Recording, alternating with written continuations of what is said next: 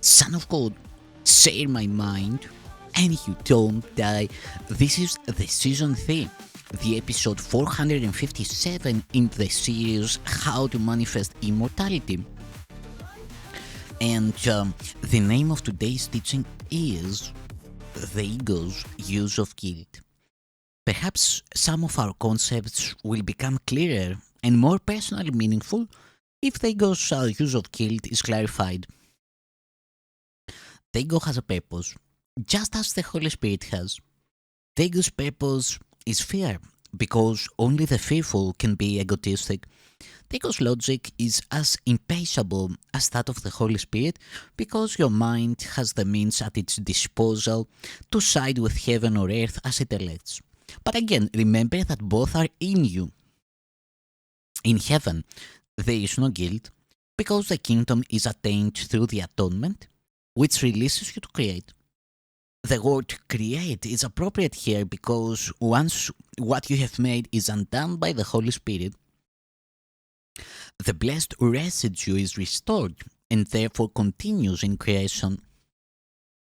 What is truly blessed is incapable of giving rise to guilt and must give rise to joy. This makes it invulnerable to the ego because its peace is unassailable. It is invulnerable to disruption because it is whole. Guilt is always disruptive. Anything that engenders fear is divisive because it obeys the laws of division. If the ego is the symbol of separation, it is also the symbol of guilt. Guilt is more than merely not of God, it is the symbol of attack on God. This is a totally meaningless concept except to the ego, but do not underestimate the power of the ego's belief in it. This is the belief from which all guilt really stems. The ego is the part of the mind that believes in division. How could part of God detach itself without believing it is attacking him? We spoke before of the authority problem as based on the concept of usurping God's power. The ego believes that this is what you did because it believes that it is you.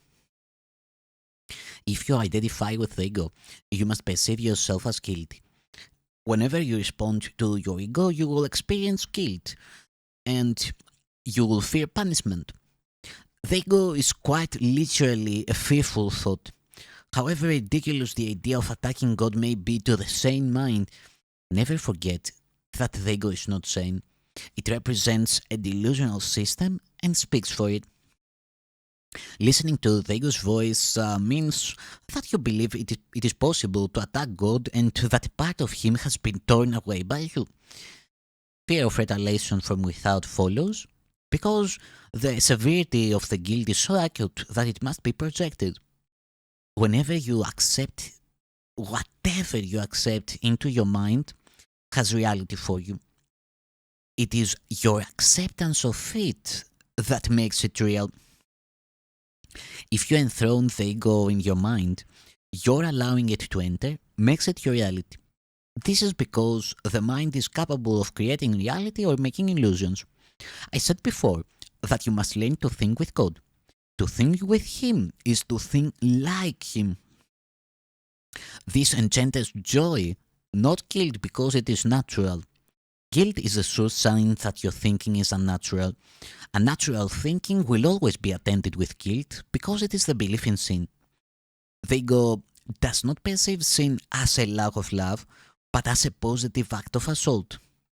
This is necessary to the ego's survival because as soon as you regard sin as a lack, you will automatically attempt to remedy the situation and you will succeed.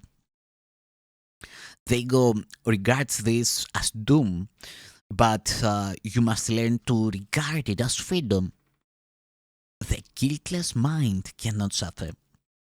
Being sane, the mind heals the body because it has been healed.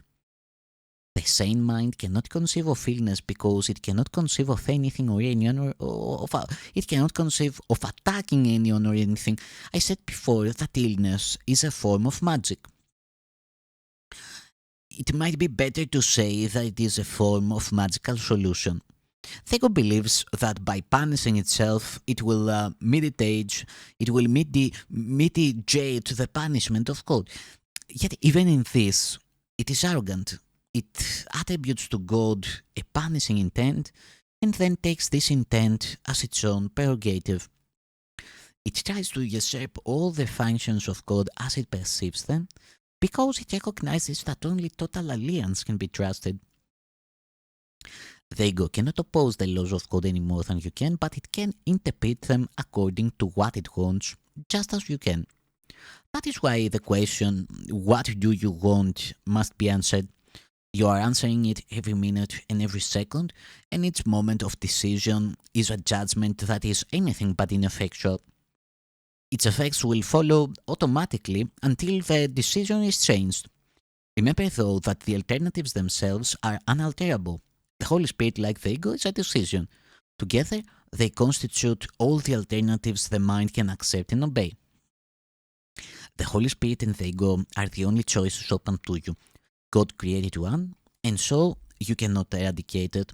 You made the other, and so you can.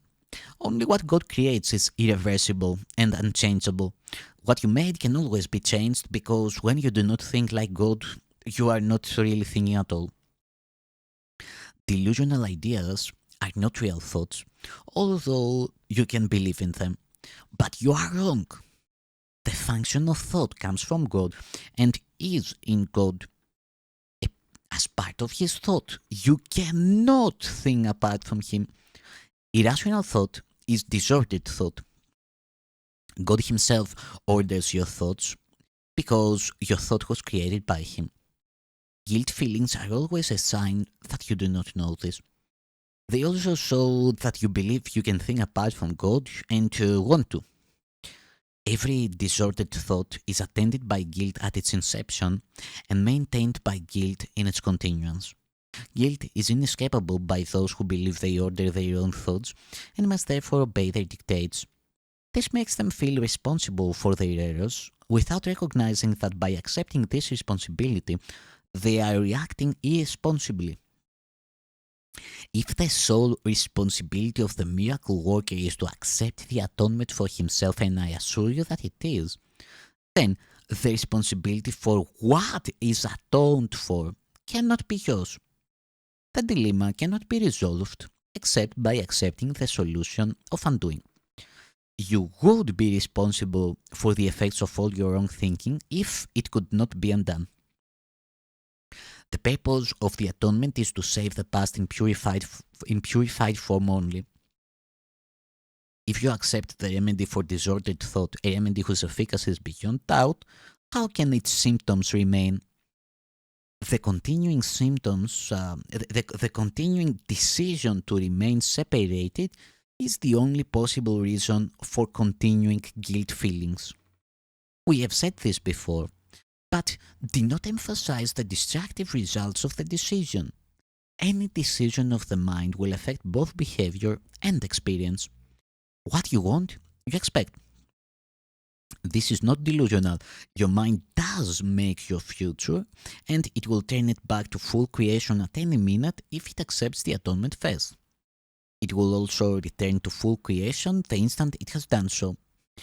Having given up its disordered thought, the proper ordering of thought becomes quite apparent. Thank you, son of God.